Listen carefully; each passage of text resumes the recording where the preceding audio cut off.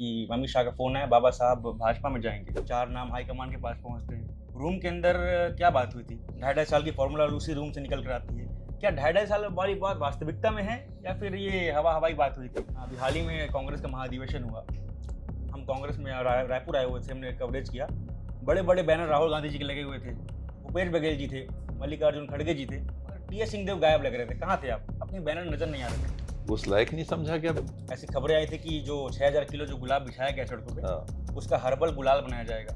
अब वो किसने उससे गुलाल खेला, ये कभी कभी थोड़ी अतिशोक्तियां भी हो जाती और वो तो दबाव आपका बनाना। जंगल कटने के समर्थन में। आप बात मेरी जबान से कहलवाना चाह रहे हैं नहीं, अपनी वैसे भी क्या बात। भाजपा में ज्वाइन होंगे? आप अक्सर कहते हैं कि नहीं होऊँगा। आम आदमी पार्टी में जाएँगे आप? ओके, ओके, हाँ या ना? खुश हैं या फिर ओके ओके। दिल तो टूटा है? आप ही के पार्टी के नेता हैं, रामप्रसाद साहू, आपकी बात होती है उनसे? जबरदस्त भाई अगर नहीं लड़ेंगे तो 20 लोग हैं। जी, उम्मीद का जो तिनका है वो है आपके दिल में। तो आगे अब तो हाईकमान मौका विशेष देगी आपको? अब देखिए क्या होता है आगे। एक रियासत का राजकुमार, एक दिन राजकुमार को ख्याल आता है कि मैं नगर पालिका परिषद का चुनाव लड़ूं। मगर उनके ख्याल आते ही उनके पिता उन्हें एक लंबा चौड़ा खत लिखते हैं और कहते हैं कि तुम राजनीति की उथल पुथल में शामिल होने के बजाय वो परिवार की संपत्ति का प्रबंधन करो। मगर वो राजकुमार चुनाव लड़ता है। तो आखिर कौन है वो राजकुमार और क्या था उस पत्र में? तो आज हमारे साथ हैं सरगुजा के राजा और छत्तीसगढ़ के कद्दावर नेता स्वास्थ्य मंत्री टी एस सिंहदेव। बाबा साहब बहुत बहुत धन्यवाद। जी प्रणाम। बाबा साहब आपको अतिरिक्त धन्यवाद। आप भोपाल गए हुए थे, आज ही आप आए हैं और आपने हमें समय दिया। रात का 11 बज रहा है। बाबा साहब क्या था, आपके पिता ने आपको खत लिखा, उस खत में क्या था? मुझे लगता है कि उनका आकलन ये था, जी। जो मेरी भी मंशा थी कि राजनीति से परहेज मुझे था बहुत। जी। आज भी एक प्रकार की राजनीति से बहुत परहेज है। मैं लगता है फिट नहीं होऊंगा जी। उसमें। कौन सी प्रकार? जो नकारात्मक प्रकार की, जी। टांग खींचने वाली, नीचे दिखाने वाली, जी। काटने वाली, समय उसमें लग जाता है जी। बनस्पति इसमें कि लोगों के लिए कुछ काम आ सको, जी। कुछ काम कर सको। वो राजनीति सकारात्मक मैं मानता हूँ। जी। और अपनी जगह बनाने, आगे बढ़ने के लिए दूसरों को काटो, जी। ये नकारात्मक वाली है और वो ज़्यादातर वही दिखती है। हम्म। और मुझे वो अ, जमती नहीं। तो मेरा स्वभाव भी था जी। और फादर ने, डैडी ने ये सोचा होगा कि, बल्कि समझा और जाना होगा कि ये फिट नहीं हो पाएगा। जी। मैं उस समय कॉलेज के आसपास का ही था, जी। काफ़ी आदर्शवादी था, आज भी हैं? आज भी रहने की कोशिश जी। करता हूँ। और उनका आकलन यही रहा होगा। जी। मैं किन्हीं परिस्थितियों में नगर पालिका के चुनाव में जी। फंस सा गया। जी। कुछ परिस्थिति ऐसी हो गई थी, व्यापार, घर का काम देखने जो आपने कहा, जी। उसी के लिए मैं आया था। राजनीति से एकदम दूर रहता था, रुचि भी नहीं थी। जी। और जिस व्यवसाय में था उसमें कुछ ऐसी परिस्थिति बनी कि जिनका नाम आ रहा था नगर पालिका अध्यक्ष के लिए, जी। उनने पीछे से कुछ उल्टा किया था जी। और युवा के रूप में मैं उसको हजम नहीं कर पाया। आज तो बहुत चीज है, उसको आदमी जी। हजम कर लेता है, कहते हैं चमड़ी मोटी हो जाती है, इत्यादि इत्यादि। तो उस परिस्थिति में मेरे में जी। आक्रोश भी था और विरोध भी था कि बाबा नहीं, साहब ये साल गलत है। 1982, वो उस वक्त का दौर है जब आप पहली मर्तबा चुनाव में लड़े थे, और आज का दौर है, कितना बदलाव देखते हैं अपने आप में? अपने आप में तो बहुत बदलाव नहीं देखता। जी। अ, दुनियादारी की वास्तविकताओं में जो समझौते करने पड़ते हैं, जी। वो एक युवा के रूप में जो असंबद्ध था, घर का ही काम देखता था, उसे जी। समझौते कम करने पड़ते थे। जीवन है, उसमें समझौता एकदम ही ना करे तो आदमी क्रांतिकारी हो जाएगा। जी। तो मैं क्रांतिकारी कभी नहीं था, लेकिन हाँ, जो मुझे ठीक लगता था, जी। वैचारिक रूप से ठीक लगता था, मैं वही करने की कोशिश किया करता था। अब कोशिश अभी भी करता हूँ, पहले जितना कर लेता था अब थोड़ा कम हो गया। कॉम्प्रोमाइजिंग जिसको कहते हैं, समझौतावादी दृष्टिकोण जिसको कहते हैं, थोड़ा बढ़ गया। बहुत ज़्यादा तो नहीं, लेकिन जी। थोड़ा बढ़ गया। बाबा हसदेव में आप गए, जंगल कट रहा था, आप गए, आपका बयान आया कि अगर कोई कुछ भी होगा, पहली गोली मैं अपने सीने में खाऊँगा। फिर भूपेश बघेल जी बयान देते हैं और कहते हैं कि अगर बाबा साहब का क्षेत्र है, बाबा साहब नहीं चाहेंगे तो एक डंगाल भी नहीं कटेगा, मगर जंगल अभी भी कट रहा है, क्यों? वहां मैंने अपने से ये नहीं कहा था कि गोली खाऊंगा, मैंने ये जी कहा था कि आप लोग डरो मत। जी आप लोग शांतिपूर्ण संघर्ष जो आप लोग कर रहे हो उसी के रास्ते पे रहो। जी इसके पहले मैंने उदाहरण भी कई दिए कि जब गांव वाले एक राय होके सामने आए थे, जी आज तक वहां खदान नहीं खुली। मेरे विधानसभा जी क्षेत्र में कटकोना करके एक गांव है, लखनपुर विकास खंड का, वहां नहीं जी खुला। पोड़ी परसोड़ी करके एक गांव है, परसोड़ी खुर्द, वहां भी खदान जी एसीसीएल की खुलनी थी, वो नहीं खुदी। मुड़गांव एक और गांव है मेरी विधानसभा में, उदयपुर जी विकास खंड में, वहाँ इफ्को का प्लांट आना था, लोगों की मंशा नहीं थी तो लोग एक थे तो नहीं खुला। फिर वो एक राय होके कहे कि हम दे देंगे जमीन, तो उन्हें दे भी दी।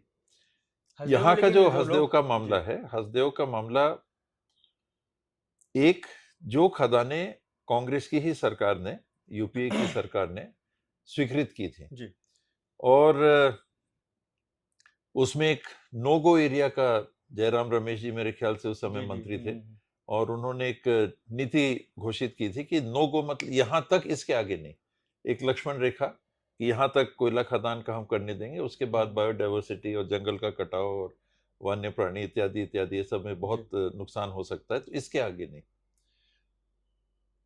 सरकार बदली दिल्ली में, नई सरकार ने नो गो पॉलिसी कुछ त्याग दिया और उन्होंने क्राउन कवर की पॉलिसी ले आई। क्राउन कवर यानी फॉरेस्ट की डेंसिटी जहां कम से कम इतनी होगी वहां खोल सकते जी हैं, जहां उससे ज्यादा क्राउन कवर हो गया यानी पेड़ों की छाया जो पड़ती है जी उसको क्राउन कवर मान लीजिए। आज जो वहां पर हो रहा है कि यूपीए के समय में जो खदान स्वीकृत होके खुल चुके थे, जी गवर्नमेंट वहां यूपीए की थी, यहाँ पर भाजपा की थी, रमन सिंह जी उस समय मुख्यमंत्री थे। आज आप देख रहे हैं स्थिति उलट है, वहां पर एनडीए की सरकार है, यहाँ कांग्रेस की सरकार है। तो जिस खदान को वहां पहले मंजूरी दे के काम चालू करा दिया गया था, उस खदान के संबंध में जहां हम लोग बैठे हैं, सोफा उस दिन दूसरा था, लेकिन वहां के ही गांव वाले आए थे, प्रमुख लोग आए थे, और उनने ये कहा कि जो चल रही थी खदान उसमें हमको आपत्ति नहीं है, बल्कि हमने तो सहमति भी दी है कि वहां पर काम चले, पहले इतना, फिर हमारी कुछ और मांगे हैं वो पूरी हो जाए, फिर बाकी जगह करें, पर नई खदानें अगर खोली जाएंगी तो उस पर हमको आपत्ति है। तो हसदेव का जो मामला, जहां तक मैं इन्वॉल्व उसमें हूं, तो जो पुरानी खदान थी, जो पहले से चल रही थी, जो स्वीकृत थी, उसका एक्सटेंशन अगर होता है जिसमें गांव वालों की भी सहमति थी, मुझे आपत्ति नहीं। और ये बात उस दिन भी मैंने कही थी, गोली वाले दिन भी यही बात कही थी, बाद में भी मैंने यही बात कही थी। और नए खदान एनडीए की गवर्नमेंट ने अभी जो मंजूर किए, मोदी जी ने जो मंजूर किए, उसमें गांव वालों की आपत्ति है। लगभग 90-95% उस गांव के जो नागरिक हैं उनकी आपत्ति है, तो वहां अपन उनके साथ हैं। जो पुरानी खदान से जुड़े हुए एक और पहलू सामने आया था कि कई लोग आए मेरे पास, उन्होंने कहा कि आप रोक रहे हैं। भूपेश भाई का जो स्टेटमेंट आया कि टीएस बाबा नहीं चाहेंगे तो पेड़ की डगाल भी नहीं कटेगी, तो मैंने उस दिन भी ये कहा था कि टीएस बाबा का नहीं, गांव वाले नहीं चाहेंगे तो नहीं होना चाहिए। मैं कोई प्लेयर नहीं हूं, मेरा कोई स्टेक नहीं है, मैं पर्यावरण के रक्षा करने वाले एनजीओ का सदस्य आपसे पूछूं, अगर आपके हक में हो तो आप जंगल कटने देंगे या नहीं कटने देंगे? जो पहले से मंजूर हो चुका है उसमें बिल्कुल काम होना चाहिए। ये बीच बीच वाली बात और उसमें फिर आंदोलन को ले आना और एनजीओ का काम करना और वो दबाव बनाना, जंगल कटने के समर्थन में आप बात मेरे जबान से कहलवाना चाह रहे हैं अपनी बात। जंगल तो छत्तीसगढ़ में 42% भूभाग में है, तो किस जंगल की बात कर रहे हैं? 42% जंगल काट दिया जाए क्या? बिल्कुल नहीं। लेकिन हसदेव अरण्य क्षेत्र में जो लोग इस आंदोलन में हैं उनसे भी मेरी लगातार बात होती रही है, स्वयं उनकी सहमति है कि जो पुराना खदान चालू हो चुका था उसमें हमको आपत्ति नहीं। लेकिन प्रश्न इसका है कि नए खदान को सरकार पहले कहे कि हम इसको कैंसिल करते हैं, तब हम उसमें काम करने देंगे। तो ये जो लोग जंगल काटने की बात कर रहे हैं, ये भी लोगों को भ्रम में डालने वाली बात की तरफ नहीं जाना चाहिए, क्योंकि मेरी अनेकों बार उनसे चर्चा हुई है, अनेकों बार। मैं जब ये मामला आ रहा था कि अपने आप को मैंने दूर रखा था, इस आंदोलन से भी दूर रखा था, क्योंकि मेरे को किसी ने वहां बुलाया नहीं था। मैं कभी ऐसे आंदोलनों में या ऐसी परिस्थिति में अपने विधानसभा में भी मैं नहीं जाता। यानी मैं जिसको टांग अड़ाने वाली बात करते जी। मैं कभी नहीं करता। और इसके पहले भी खदानों की बहुत सारी परिस्थितियां बनी, विरोध हुए, समझौते हुए, काम हुआ, कहीं नहीं हुआ। मैंने आपको कुछ उदाहरण भी दिए। जी। तो इन 94 दिन जब आंदोलन के बीत गए थे, तब वहां के लोगों का खबर आया कि हम चाह रहे थे कि बाबा भी आए। ये आपको गोंडवाना बुलावा आया गणतंत्र, था? हाँ, जी। बुलावा मतलब निमंत्रण था। जी, जी। गोंडवाना गणतंत्र पार्टी से जुड़े हुए थे, वहां हम लोग को वोट भी नहीं मिलते। वहां मैं हर बार चुनाव हारा ही हूँ उस पोलिंग बूथ में। जी। प्रश्न उस बात का नहीं था, प्रश्न इस बात चुनाव का था हार रहे कि हैं, किस चीज़ का चुनाव बात कर रहे हैं आप? कौन से चुनाव? हर चुनाव में जी। मैं 3 बार विधायक बना, तीनों बार उस गांव में हारा हूँ। जी, वहाँ से कम वोट आए आप कह रहे हैं? हाँ, हर बार कम आए। जी। वहां गोंडवाना गणतंत्र पार्टी को हुँ। विधानसभा के चुनाव में वोट मिलते हैं। जी। और वैसे ही क्योंकि परिस्थिति थी तो टांग अड़ाना जैसा हो जाता है। जी। जहां जहां मेरे को लोगों ने बुलाया, मैं उन गांवों में गया। जी। कोयला खदान के संबंध में और जंगल कटना नहीं कटना ये सब के संबंध में। और पिछले 30 साल से जा रहा हूँ जहां लोग बुलाते हैं। जी। क्योंकि मेरा हमेशा एक ही कहना रहता है कि मैं ऐसे जगह पे नहीं जाऊंगा, न जाना चाहता हूं जहां एक राय ना हो। तो अगर आप लोगों ने एक राय बनाई है गांव में, तब मैं आऊंगा। अगर आपका और गाँव के जो लोग हैं अगर मिल के कहते हैं कि जंगल ना कटे तो आप समर्थन करेंगे? बिल्कुल करेंगे। अच्छा। और उसी गांव के लोगों ने आके मेरे को ये कहा कि हम यहाँ नौकरी कर रहे थे, जी। हमारी नौकरी आपने ले ली, मेरे को बोला। अच्छा। हाँ, उसी खदान की जो बात हो रही जी। है, लखनपुर में मैं मीटिंग ले रहा था। हुँ। लखनपुर में उन लोग आए और आवेदन लेके बाकायदा आए। और उस समय भी जब मैं मीटिंग में गया था तो 500 हजार लोग जमा हो गए थे जी। और खूब नारेबाजी हुई कि नौकरी दो, नौकरी दो। ये जो लॉबी चाहती है कि माइन खुले, उन लोगों ने, मुझे लगता है कि उन लोगों को जुटाया था। 500 हजार लोग थे और खूब नारेबाजी हो रही थी। तो मैं वहां खलनायक था जी। कि ये नौकरी मेरी लूट लिया, जी। ये खदान इसने बंद कर दिया। और दूसरा पहलू ये था कि जो नौकरी जिनकी चली गई, वो आके मेरे को मिले। उनने कहा कि हमको बैठा दिया गया है, काम बंद हो गया। सारी कंपनियां काम बंद करके चली जा रही हैं क्योंकि आगे खदान ही नहीं खोदने को परिस्थिति बन रही है। गांव वाले भी जुटे थे, पुलिस वाले पहुंच गए, पुलिस बल का उपयोग होने लगा। तब मैंने प्रशासन कहा था ये उचित नहीं है, सहमति से करिए जो भी करना है, जोर जबरदस्ती नहीं होनी चाहिए। और अंततः ये निर्णय हुआ कि अभी काम नहीं होगा। और बाद में जो मैंने आपको बताया, यहीं पर हम लोग ऐसे ही बैठे हुए थे, साथी आए और उन लोगों से, बल्कि वहीं पर सब बैठे थे, सरपंच थे, प्रमुख लोग थे। उनने ये कहा कि उनने भी वही कहा कि जो आंदोलन से जुड़े हुए एनजीओज ने मुझे कहा था। मेरी मुलाकात मेधा पाटकर जी से भी हुई। वो भी जब यहाँ जाने के लिए आई थी, उसके पहले आई थी, घर आई थी, उनसे भी मुलाकात हुई। उनसे भी मैंने अपनी राय स्पष्ट बोली कि जहाँ काम चल रहा है, पहले जो पहले दिया जा चुका है, मैं उसमें हस्तक्षेप करने के पक्ष में नहीं हूं। लेकिन नई खदानें अगर और खोली जाएंगी जहां लोग सहमत नहीं है, मेरे लिए जंगल कटाई की बात नहीं है, मेरे लिए लोगों की सहमति, मैं एनजीओ नहीं हूं। सिंहदेव खड़े रहेंगे जहां अगर लोग एक राय के हैं तो, नहीं तो मैं तो जनप्रतिनिधि हूं। आप कहोगे काटो, ये कहेंगे नहीं काटो, मैं किसके साथ खड़ा रहूंगा? मैं नहीं जाता। कि एक राय बनाओ, जो राय आपकी है। फिर कोई आपको दबाव बना रहा है, प्रशासनिक दबाव बना रहा है, आप मुझे बुलाओ, तब वो गोली वाली बात आती है कि किससे डर है? पुलिस आ जाएगी, पुलिस क्या करेगी? बंदूक रखती है। गांव वाले क्या डरेंगे, हमको मारेंगे? तो उसको मदद देने की बात, यानी हौसला देने की बात होती है। आपने खलनायक की बात जिक्र किया। अभी हाल ही में कांग्रेस का महाधिवेशन हुआ। हम कांग्रेस में रायपुर आए हुए थे, हमने कवरेज किया। बड़े बड़े बैनर राहुल गांधी जी के लगे हुए थे, भूपेश बघेल जी थे, मल्लिकार्जुन खड़गे जी थे, मगर टीएस सिंहदेव गायब लग रहे थे। कहाँ थे आप? अपने बैनर नजर नहीं आ रहे थे।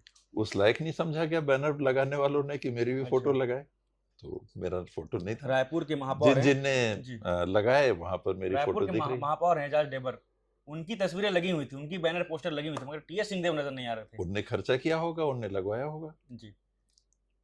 जो बैनर बनाता है, स्वाभाविक है कि उसमें खर्चा भी करता है। जी। तो उनने खर्चा किया तो उनका अधिकार है, जिसका फोटो चाहेंगे वो लगाएंगे। मेरा क्यों लगाएंगे अगर नहीं चाहते हैं तो? जी। कुछ लोगों ने मेरे भी बैनर लगाए जिसमें मेरा भी फोटो था। कहाँ लगा था, नजर नहीं आ रहे थे आप देखो, अभी जाके देखो, यूथ कांग्रेस के बैनर देखो, सब में मेरा है। जी जी। और भी साथियों ने लगाए थे, मेरे क्षेत्र के कुछ साथी थे। उतना खर्चा नहीं किया था जैसे आप मेयर साहब की बात बता रहे हैं जी। पर कहीं कहीं हम्म। बैनर लगे हुए थे। एक और जो वीडियो है जो भाजपाइयों ने काफी वायरल किया, आज एजाज डेवर जी को धक्का मार दिया गया था प्रियंका गांधी सिक्योरिटी की ओर से, तो क्या कहेंगे इस पे आप? एजाज ढेबर को धक्का नहीं मारा था। जी मैंने भी वो वीडियो देखा था, हम्म, काफिला चला आ रहा था, प्रियंका जी जी खड़ी थी, जी। वेव कर रही थी क्राउड को। छत्तीसगढ़ के नायक भी थे उस उसमें गाड़ी में। गुलाब के हाँ, पंखुड़ी बिछे हुए पंखुड़ी थे पूरी जी। बिछी हुई थी और भूपेश भाई पीछे खड़े हुए थे, खुले गेट खोल के। जी दोनों जन धीरे चलती हुई गाड़ी में थे जी और सिक्योरिटी वाले जो आगे चल रहे थे स्वाभाविक तौर पे खाली कराते हैं, जी। रास्ता खाली कराते हैं। तो मैंने देखा कि उन लोगों ने वही किया, धक्का एजाज मारा। डेबर को नहीं हटाया, हाथ दिया ऐसे, गाड़ी आ रही है हटिए, तो एजाज अगर आगे होंगे तो एजाज भाई को हाँ, हाथ धक्का तो लगा। लगा था वो तो सिक्योरिटी जी वाले तो कहाँ कहाँ हम लोग नहीं गए, कहाँ कहाँ किसके धक्के हम लोग नहीं देखे। जी। आपने गुलाब का जिक्र किया, 6,000 किलो गुलाब सड़कों पर बिछाए गए थे प्रियंका गांधी जी के लिए, और जनता पे इसका बहुत गलत मैसेज गया। तो अगर आप क्या कहेंगे इस पे, जो गुलाब अपना बिछाया अपना गया वो तरीका सही था? रहता है, जिनकी जैसी भावना रहती है वैसा जी काम करते हैं। आपने बोला कुछ बैनर पोस्टर दिखे थे, जी छाए हुए थे एकदम, जी एक ही प्रकार के बैनर दिख रहे थे, जी। गोल गोल आकार के और हम्म बड़े से अच्छे दिख रहे थे, हम्म। तिरंगा भी उसमें था। जी, तो काफी गौर किया किसी आपने, को वैसा लगता है, बैनर पोस्टर में काफी गौर किया आपने। नजर जाती है, वो उसका एक मैसेज होता ही है बैनर पोस्टरों का। जी। बाद में उस गुलाब का, अच्छा, खबरें आई दैनिक भास्कर में, ये खबरें चली थी कि गुलाल बनाया गया, तो उस गुलाल से किसने खेला? गुलाल तो मैंने नहीं देखा। ऐसी खबरें आई थी कि जो 6,000 किलो जो गुलाब बिछाया गया सड़कों पे, हाँ, उसका हर्बल गुलाल बनाया जाएगा। अब वो किसने उससे गुलाल खेला, ये कभी कभी थोड़ी अतिशोक्तियां भी हो जाती हैं, उसको ज्यादा ध्यान नहीं देना चाहिए। जी। मैं थोड़ा सा आपको पीछे ले जाना चाहूँगा, 2018 में 4 नाम सामने आए थे। वैसे भी अब कांग्रेस पार्टी 15 साल से पीछे थी, पीछे उतने नहीं थी, ठीक ठाक सीटें कांग्रेस पार्टी की आती ही थी। काफ़ी अरसे से कांग्रेस पार्टी गेंदबाजी कर रही थी, अब जो मौका मिलता है बल्लेबाजी करने का, 4 नाम हाईकमान के पास पहुँचते हैं, ताम्रध्वज साहू, टी.एस. सिंहदेव, भूपेश बघेल और चरणदास महंत। रूम के अंदर क्या बात हुई थी? ढाई ढाई साल की फॉर्मूला उसी रूम से निकल कर आती है। क्या ढाई ढाई साल वाली बात वास्तविकता में है, या फिर ये हवा हवाई बात हुई थी? कमरे के अंदर की बात करने का भी समय नहीं आया है। जी जब समय आएगा तो मैं जी। आप खुलकर उसके इस बारे विषय में में भी कहते बोलूँ, नहीं कि बात हुई थी या क्योंकि नहीं? मर्यादा है। देखिए, मैं भी जिस पार्टी में हूँ जी उस पार्टी के कांग्रेस प्रेसिडेंट से बात हुई थी। जी राहुल गांधी जी उस समय कांग्रेस के प्रेसिडेंट जी थे। जी उन्होंने तो कभी नहीं बोला कि मैंने क्या बोला था जी। या उसमें क्या ये तय ढाई हुआ ढाई था। साल वाली बात आई कहाँ से? वो आप लोग की मेहरबानी है, जी। मीडिया ने उसको खूब उठाया, खूब कमरे के चलाया। अंदर 4 लोग थे, मीडिया नहीं थी। कमरे के अंदर 4 लोग नहीं थे, पारी पारी से एक एक भी थे। अच्छा। और खड़गे जी के यहाँ जब बैठे थे तो उस समय चारों लोग थे। जी और टर्न बाय टर्न हम लोग को बुला के, हम्म। पहले दिन राहुल जी ने बात की थी, जी सबसे मेरे से तो इंडिविजुअल क्वेश्चन पूछे, जी क्या करना चाहोगे, क्या विजन है तुम्हारा, जी इस टाइप की बातें। जी। अब साहब 2 बातें होती हैं, एक जो दूसरे दिन सोनिया जी ने, जी, भूपेश बघेल जी को, जो खेमे के लोगों को कहते हैं कि ढाई ढाई वाली बात औचित्य में है ही नहीं, वो कुछ बातें ही नहीं थी, और कुछ लोग कहते हैं कि बात थी मगर बाबा साहब को ध्यान नहीं दिया जा रहा है। रुक जाइए थोड़ा, जी समय में बताऊंगा उसके बारे में। बाबा साहब, हालांकि एक सवाल कई दफ़ा आपसे बहुत लोगों ने पूछा है कि आप भाजपा में ज्वाइन होंगे कि नहीं, आप अक्सर कहते हैं कि नहीं होऊंगा। आम आदमी पार्टी में जाएंगे आप? आप मेरे को कांग्रेस से क्यों हटा रहे हैं इतनी जल्दी? आप कांग्रेस से नहीं छोड़ने वाली कांग्रेस आप? अब मेरे लिए बहुत कठिन है कांग्रेस छोड़ना। हाल ही में बाबा साहब चौक में खड़े हुए थे, तो कई बुजुर्ग वहाँ खड़े हुए थे, बात कर रहे थे, तो वहीं से एक बात आई, बुजुर्ग ने कहा बाबा तो भी आम आदमी पार्टी में जाने वाले हैं, तो क्या ऐसा कुछ है? राजनीतिक परिस्थितियां जिस प्रकार की रहती हैं जी उसमें हर आदमी टटोलता रहता है कि क्या हो रहा है। जी कांग्रेस में उनको अगर ऐसा लगता है कि भाई कांग्रेस में ठीक नहीं चल रहा है हम्म। तो उसमें सेंध लगाने की कोशिश करेंगे। जी महाराष्ट्र की गवर्नमेंट हमने देखी ना बदली, हम्म। पूरी पार्टी की पार्टी ही चली गई। जी एक शिवसेना का एक बड़ा धड़ा चला गया, वहां जी चेंज हो गया। कितने और राज्यों में हमने देखा कि पूरा का पूरा दल एक दूसरे दल में जाके मिल गया। जी तो लोग राजनीति में रहते हैं तो सोचते रहते हैं, कहीं अगर आप लोगों ने चला दिया कि बाबा नाखुश, तो दूसरे लोग लगेंगे अरे गुंजाइश है तो देखो आप अगर खुश इसको हैं? ले सकते हो। आप खुश हैं? मैं ओके ओके हूँ। जी ओके ओके हाँ या ना, खुश हैं या फिर ओके ओके, दिल तो टूटा है? मैं तो खास कह रहा हूँ ओके ओके। जी बाबा साहब और वैसे मैं हमेशा खुश रहता हूँ। जी बाबा साहब, ये बात चल रही थी 2.5 साल की बात हो गई, अब कांग्रेस आम आदमी पार्टी की बात हो गई, और कहा जाता है कि बाबा साहब धीरे से भाजपा से अमित ऐसा बात चलती है कि अमित शाह का फोन आया था आपको, ये मीडिया में बात चली है कि अमित शाह का फोन आया, बाबा साहब भाजपा में जाएंगे और सीएम के चेहरे होंगे। आज तक इस जीवन में मेरी अमित शाह जी से बात नहीं लगी। ना कभी मुलाकात हुई है, जी बात ना कभी बात हुई। एक कदम आगे जोड़ना है तो मोदी जी को भी जोड़ जी नहीं लीजिए। मैं बहुत छोटा हूँ, उन लोग का जो दर्जा है जी उससे मैं बहुत छोटा हूँ, तो ऐसे भी मेरे से बात करने का कोई औचित नहीं है। और ये बातें ऐसी नहीं होती हैं, जी वो अगर होंगी भी बातें तो आपको बोलेंगे, इनको बोलेंगे, वो मेरे को बोलेंगे, फिर कहीं जी लगेगा कि बात करने की गुंजाइश है, तब वहां जाके बात हो। बाबा साहब टाइम और हेल्थ कैसे मैनेज करते हैं आप?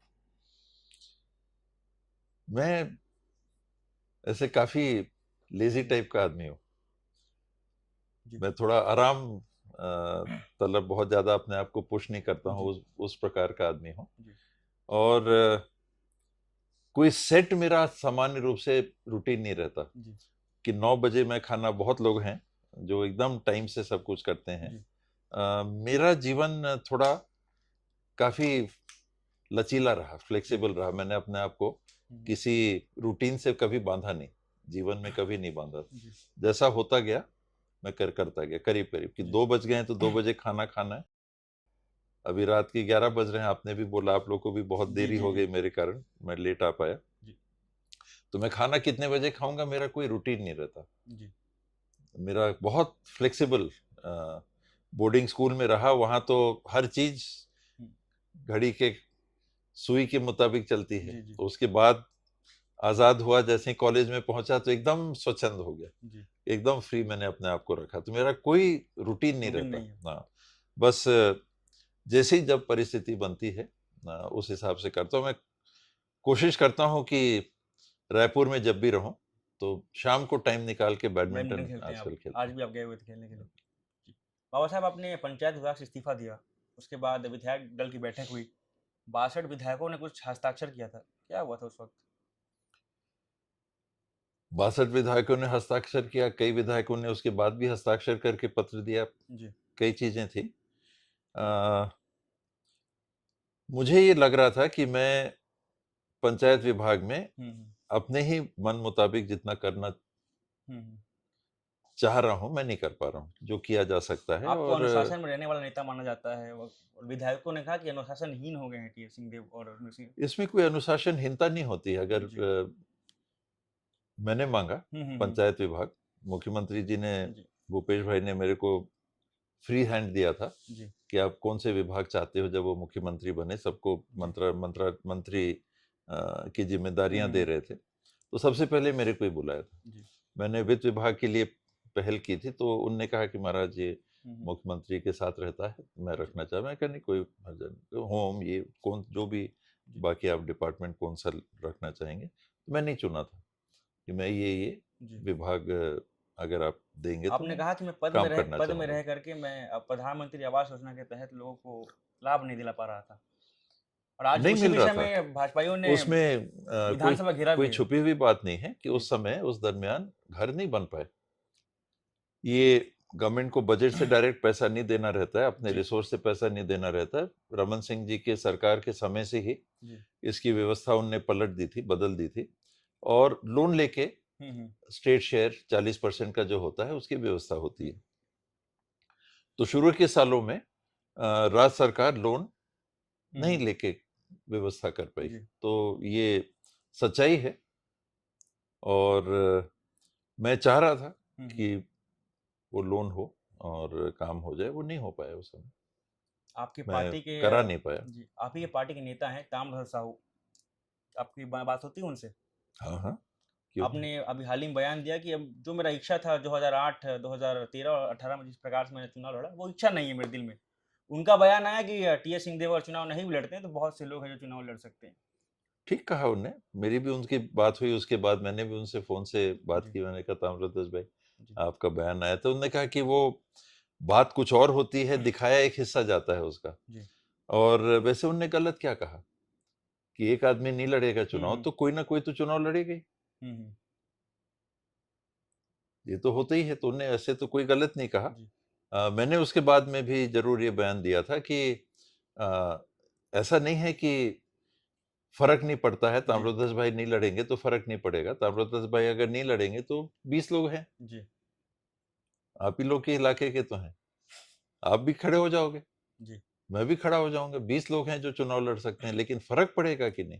ताम्रध्वज भाई जैसे सीनियर व्यक्ति के जो सामाजिक तौर से बहुत सक्रिय रहे, राजनीतिक तौर से बहुत सक्रिय रहे, एक वरिष्ठ अनुभवी जन नेता के रूप में जिन्होंने काम किया, एकदम से अगर वो नहीं लड़ेंगे तो फर्क तो पड़ेगा। ये नहीं है कि कोई कैंडिडेट नहीं मिलेगा, कैंडिडेट तो 50 मिलेंगे, 10-20 भी नहीं, 50 लोग मिल जाएंगे आपको जो चुनाव लड़ेंगे। तो वैसी बाबा बात है। साहब पिछली मर्तबा भिलाई आप आए हुए थे, मेरी आपसे मुलाकात हुई थी, मैंने इसी विषय में बात किया था 2.5 साल पे। तो आपने कहा था कि न्याय होना चाहिए।